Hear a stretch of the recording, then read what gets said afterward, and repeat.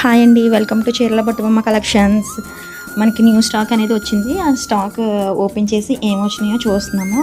ఈ stock updates అన్నీ మీకు డైలీ పోస్ట్ చేస్తూ ఉంటాను, ఏమొచ్చినాయి ఏంటని. మీకు ఏమైనా నచ్చితే నాకు వాట్సాప్కి డిఎం చేయండి మీకు నచ్చినాయి. నా ఛానల్ని సబ్స్క్రైబ్ చేసుకోండి, లైక్ కూడా చేయండి, కనవాళ్ళకి రీచ్ అవుతుంది.